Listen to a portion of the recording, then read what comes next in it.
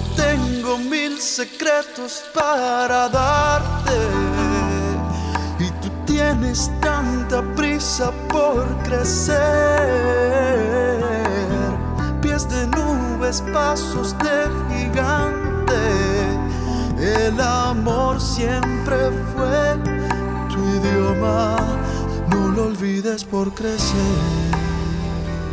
Hola a todos, gracias por estar con nosotros en un nuevo encuentro para aprender un poco más acerca de crianza respetuosa. Hola Rosana. Hola. Bienvenida. Un gusto. Como siempre digo, un proyecto que usted puede encontrar siempre en redes sociales, pero que en este tiempo afortunadamente tenemos en el canal educativo y sé que va a durar mucho más teniendo en cuenta lo que nos han dicho y lo que nos han pedido, tanto por el canal de Telegram como por nuestro propio canal. Así es. Hoy propusimos hablar, lo habíamos dicho en la última emisión, de un tema que, como bien decías, no es sumamente agradable, pero sí es muy necesario. Y yo creo que sobre todo porque lo vamos a tratar ahora mismo desde la prevención, tal como nos invitaba nuestra amiga Rosana Castellanos, que usted debe recordar que es doctora en Ciencias Psicológicas y además profesora titular de la Universidad de La Habana, específicamente de su Facultad de Psicología. Y bueno, ya sabemos, gestora del proyecto Crianza Respetuosa y que afortunadamente lo ha traído a televisión. Rosana, ya entrando en nuestro tema, se dice que lamentablemente en estos tiempos cada vez más aumenta el tema del abuso sexual infantil, tal vez precisamente porque se conoce más y se denuncia más. Sin embargo, siempre es un foco de atención. A mí me gustaría que comenzáramos por una explicación básica. ¿Qué cosa es el abuso sexual infantil? Cualquier tipo de situación en la que un adulto busque su satisfacción sexual a través de un niño, una niña, un adolescente, digo cualquier tipo porque a veces se piensa en que tenga que haber un contacto físico directo y esa es una de las maneras. Hay que decir bien claro que estamos hablando sobre todo de los abusos lascivos, según la terminología del derecho, que quiere decir que no es con violencia, no es una violación, por ejemplo, sino que pueden ser tocamientos, manoseos, manipulaciones del cuerpo, pero también puede ser que visualice el cuerpo, que vea pornografía, que haga determinadas cuestiones el propio niño, es decir, cualquier cosa donde el adulto pone al niño a hacer algo para tener satisfacción sexual. Y un paréntesis, no tiene que ser siempre un adulto, puede ser un niño o un adolescente que tenga varios años por encima de ese otro menor, porque al tener esos varios años por encima ya tiene la ascendencia para usar el poder que le da el tener más edad para manipular la situación, porque estas son situaciones que generalmente se va buscando gradualmente una cercanía con el niño, una participación incluso muchas veces digamos que voluntaria del niño, la niña, el adolescente. Por eso no exime ni le rebaja por ley el hecho de que el niño o el adolescente participe o no voluntariamente, porque el hecho de ser adulto ya posiciona acerca del bien y del mal y de que los niños no se tocan nunca, jamás, y que eso es una máxima que tiene que tener todo adulto o todo niño que ya conoce del bien y del mal.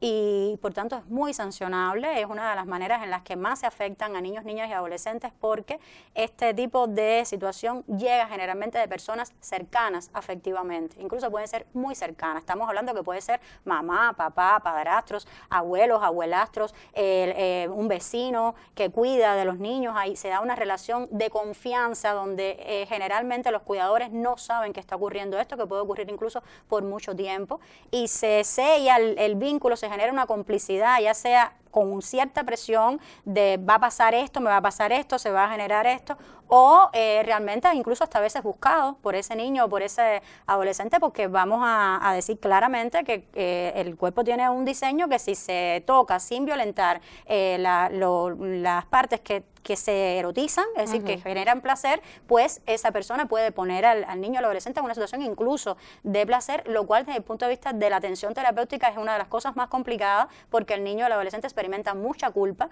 en relación con si esto era tan malo, porque vamos a hablar de que ellos no saben en la situación en la que están, Claro. De lo que está sucediendo, y si era tan malo, ¿por qué yo no lo experimenté mal? Porque yo hasta sentí cierto nivel de placer. Es decir, lo decimos con esa claridad porque hay que entender cómo esto lastima, lacera a ese niño, a esa adolescente, sobre todo, y volvemos al tema de la edad, cuando tiene conciencia de lo que estaba ocurriendo. Porque muchas veces ocurre cuando el niño es tan pequeño que incluso esa persona le dice que son los cariños de mamá o de papá, o te estoy enseñando, es decir, mamá o papá o de la persona que sea, Sí, sí. o te estoy enseñando para cuando seas grande determinadas cuestiones, y el niño naturaliza como que eso puede ser normal porque por su edad, si me lo estás diciendo tú, que eres quien me cuida, pues yo me lo creo, y muchas veces se viene a entender la magnitud de lo que me estuvo ocurriendo muchos años después. Entonces, por supuesto, es algo que lastima mucho la integridad psicológica, no solo en el área de la sexualidad y en diferentes problemáticas que pueda afrontar después esa persona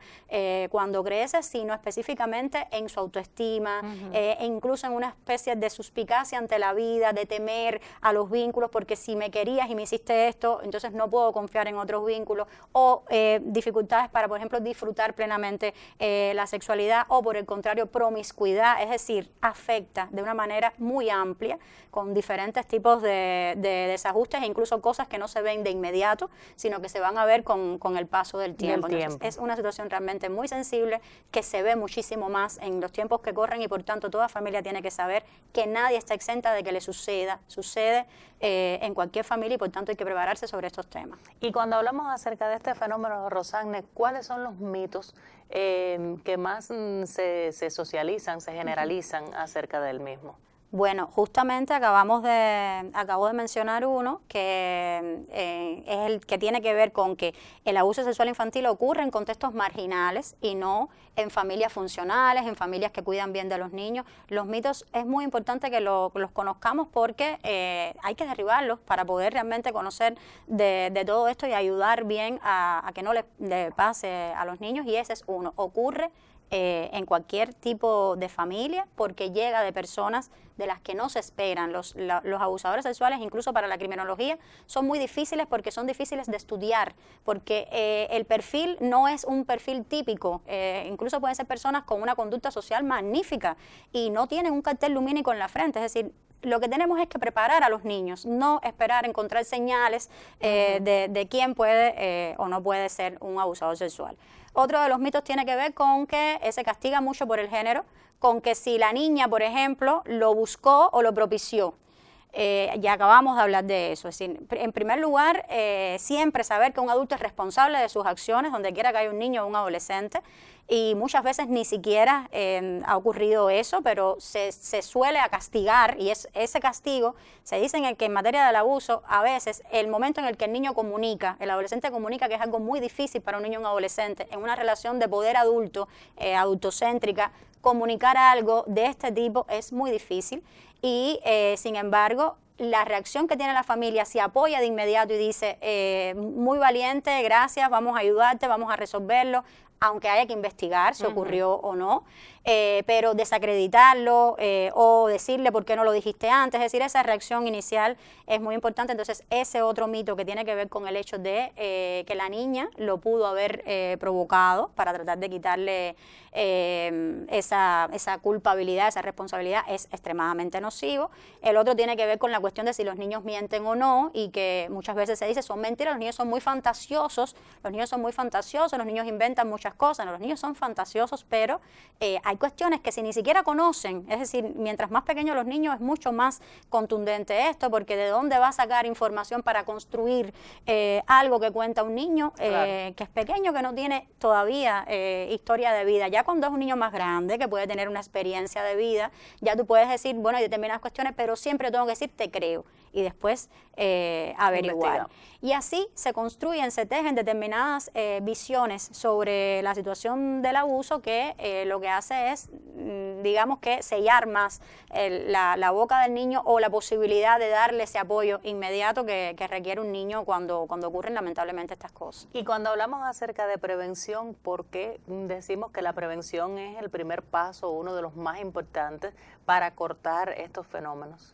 Nosotros en crianza apostamos a empoderar a los niños y el empoderamiento en materia de prevención es muy bueno porque significa que el niño por sí mismo puede ser activo y protagónico. Es decir, lo que sucede con estas cosas es que el niño va a ir cada vez desprendiéndose del ambiente familiar, amén de que muchas veces esto pasa en el ambiente familiar, pero puede pasar en otros entornos, en la casa de unos amigos, en la casa de los abuelos cuando lo dejo ahí, en la escuela puede pasar, porque estamos diciendo que no está escrito quién puede o no puede ser un abusador. Entonces, si yo preparo a un niño en materia de saber las cosas que debe dominar para identificar la posibilidad de ese deseo de abusar de él, de un adulto, le estoy dando el poder de que pueda detenerlo. Porque con esto pasa como con la violencia a la mujer, que no es que podamos impedirle que pase una vez, porque a cualquiera le puede pasar una vez, pero que sepa identificarlo enseguida y detenerlo, eso es algo que nos hace falta que los niños conozcan y es fundamental que trabajemos en eso. Claro, también sobre este tema, Rosanne, tenemos materiales de UNICEF, entonces yo te propongo hacer un alto en nuestra conversación, disfrutar de uno de estos materiales y después regresar para hablar un poco más acerca de este tema tan necesario. De acuerdo. Adelante.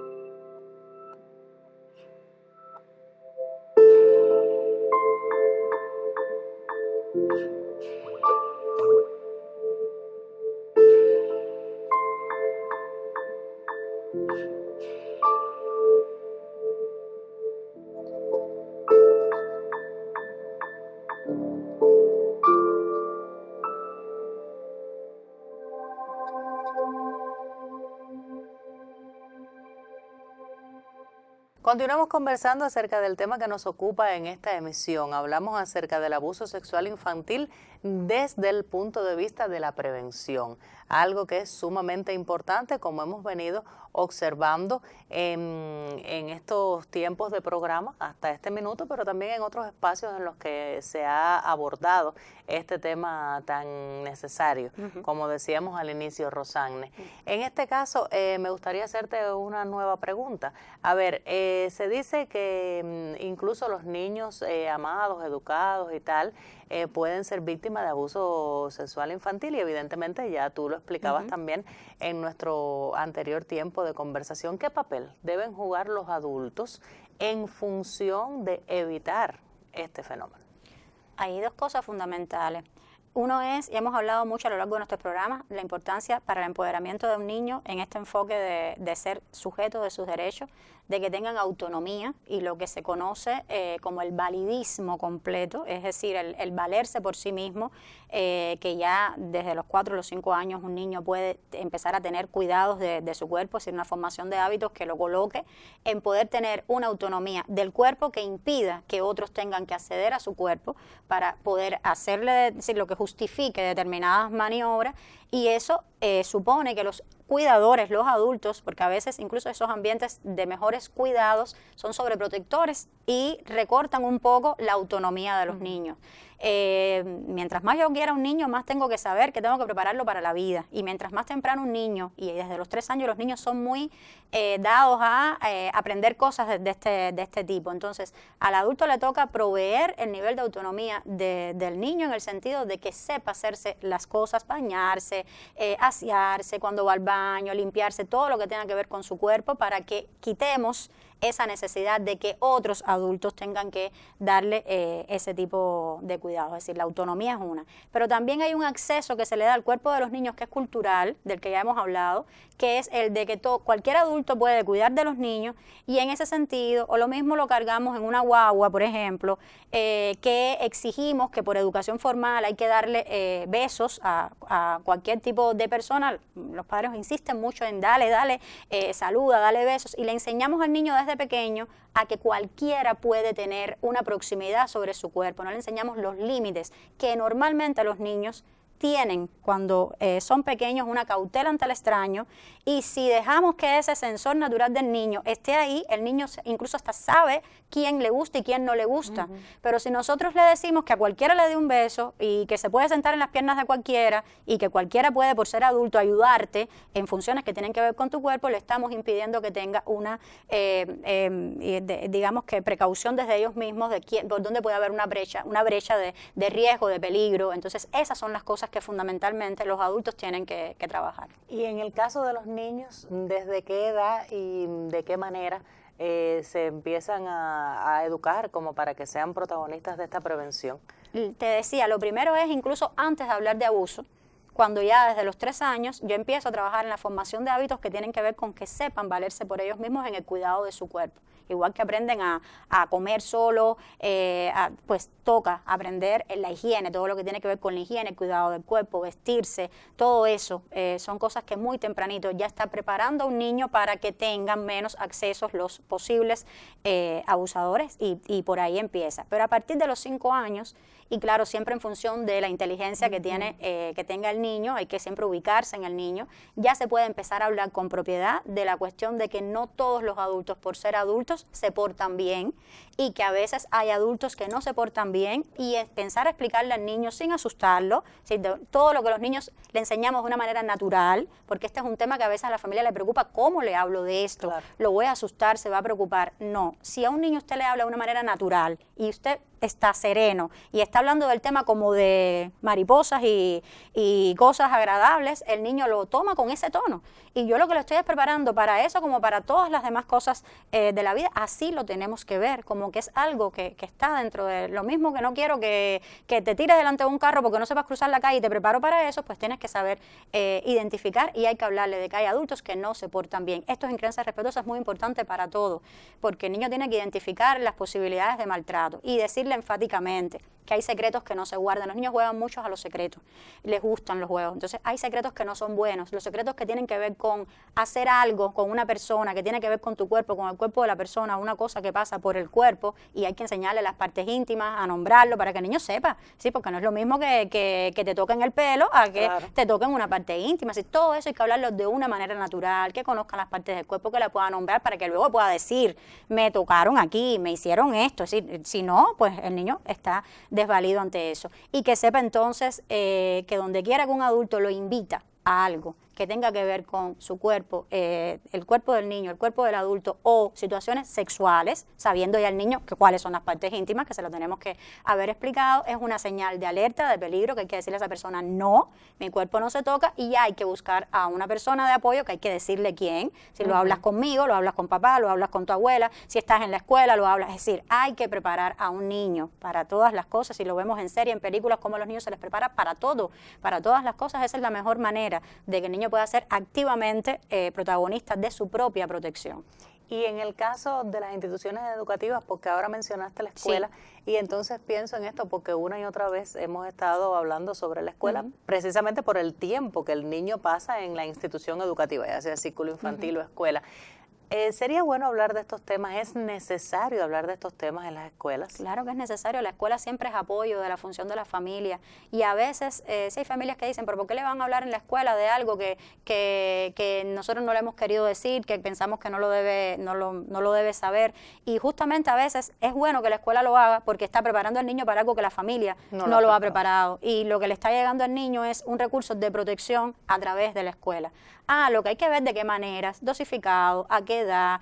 A veces, como te decía, no es ni que hay que hablar, vamos a hablar hoy en la clase de abuso sexual infantil, aunque también puede ser en función de la edad de los niños, porque además esto va cogiendo un nivel diferente en función de la edad. Los adolescentes sufren abusos sexuales que tienen otra connotación en función de esa edad, pueden ser incluso en línea, a través de los soportes virtuales, es decir, hay muchas cuestiones. Y la escuela puede, desde las asignaturas que empiezan a tratar la anatomía del cuerpo, desde las asignaturas que hablan de los cuidados del cuerpo, los hábitos, que todo eso está en las asignaturas, en los currículos de formación. Ir dando temas que tienen que ver con esto, pero intencionándolo un poquito más con la cuestión de empoderar al niño, de la importancia de empoderarse, de saber identificar las cosas, de qué hacer ante situaciones en las que veas que están pasando cosas que no son normales. Los niños se dan cuenta, la mayoría de las veces, de que hay algo que no es normal, a no ser, como decía antes, que sea muy pequeñito y esté llegando a una persona tan cercana que el niño cree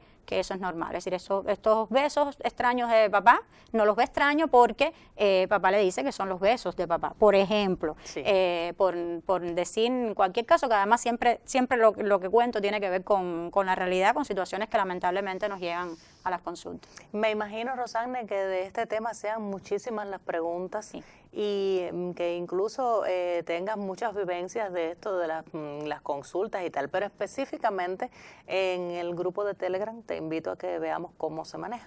Efectivamente, para eso Luis y Susi han escogido esas dos preguntas. A veces, como te lo he dicho, Coralia, no es que sea una pregunta, sino algo que sabemos que es una duda frecuente que está saliendo, y entonces ellos han hecho ese trabajo de seleccionarlo y ahora nos vienen entonces con estas respuestas a esas preguntas frecuentes.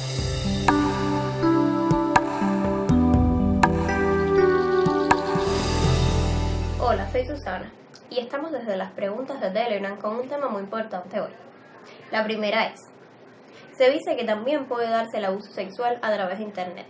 ¿Cómo ocurren estas situaciones? Sí, a través de Internet, con mucha facilidad, las personas pueden falsear su imagen, su perfil en efecto, decir ser de otra persona, y es él, con una diferencia de edad significativa o no. Y eso hace vulnerable tanto a adolescentes como a adultos también, de que puedan contactarnos personas que tienen intereses, en este caso, con fines sexuales, como pedir videos, información personal, fotos, y que puedan usarlas también como pornografía infantil en el caso de los menores. Por ello es importante alertar a los adolescentes que no deben compartir ninguna información personal con personas que no conocen, y además que estas situaciones pueden darse a través de Internet, pero también en la vida real. Y ellos pueden usar estos videos o estas informaciones personales que tienen para chantajearlos y pedirles más cosas en su favor. Por eso es importante alertarlos. De ahí conectamos con la segunda pregunta, que tiene que ver con la prevención. ¿Cómo preparar a los niños y a los adolescentes para evitar estas situaciones? Lo primero es que desde niños, y el programa ya un poco trabaja con esto, tiene que ver con que les preparemos para que no todas las personas tienen buenas intenciones, que tenemos que estar preparados para que los niños y los adolescentes sepan defender su espacio. La prevención de estas situaciones de abuso no debe venir en la adolescencia, sino desde antes, cuando son niños. También otro aspecto fundamental es que no deben tener acceso directo a Internet o teléfono propio antes de los 12 años, porque no existe la madurez para poder enfrentar estas circunstancias. Incluso con 12 años todavía no tienen la madurez suficiente, pero se supone que hemos hecho un proceso de preparación con ellos que hace que si alguna de estas situaciones se presentara, ellos supieran cómo reaccionar y vengan a nosotros a contarlo. Eso también es fundamental, que no los regañemos por sucesos como este, sino que creemos la confianza necesaria para si esto pasara, ellos vengan a contárnoslo, ellos puedan enfrentarlo solos, pero también con un apoyo de nosotros. Además, es fundamental en este caso que los adolescentes detecten que esto puede pasarle a su grupo de amigos, es decir, también ellos pueden ser de ayuda para otros amigos que quizás no han tenido esa preparación.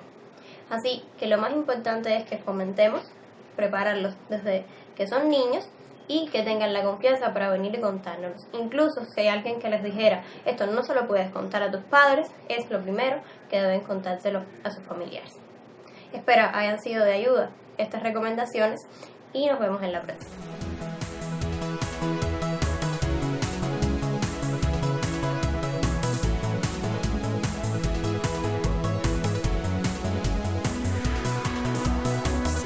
te está acercando mucho y dice ven a jugar.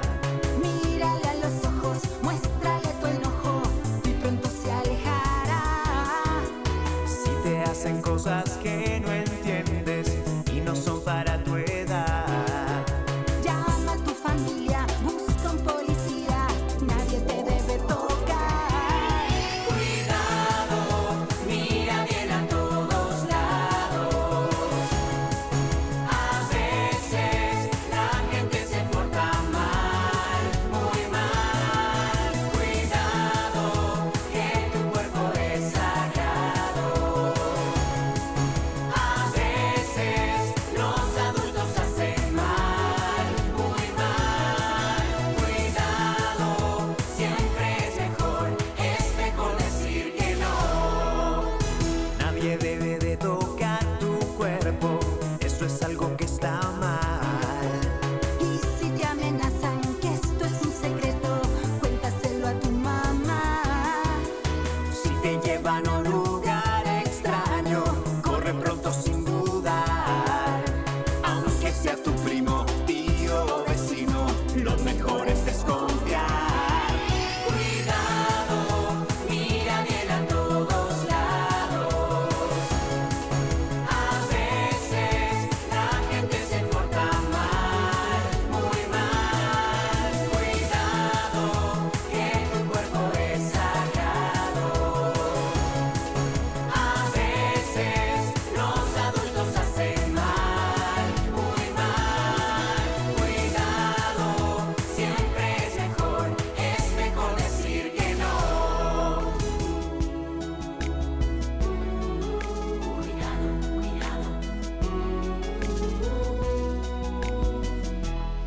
Y después de la música solo queda tiempo para despedir. Como de costumbre antes, invitamos a un nuevo encuentro que será muy especial porque ya en la próxima emisión estaremos cerrando esta primera temporada de Crianza Respetuosa en el Educativo. ¿Y con qué cerramos?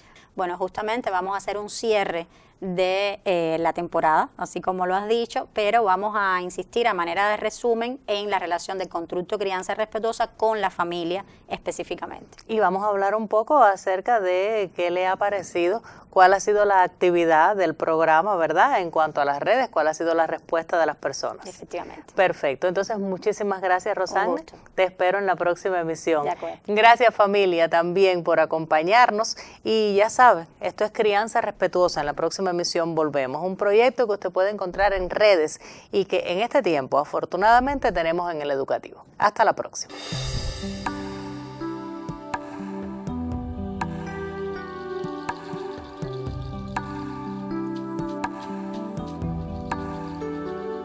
Porque tengo 1000 secretos para darte y tú tienes tanta prisa por crecer.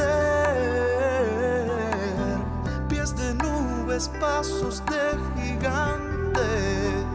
El amor siempre fue tu idioma, no lo olvides por crecer. Por crecer.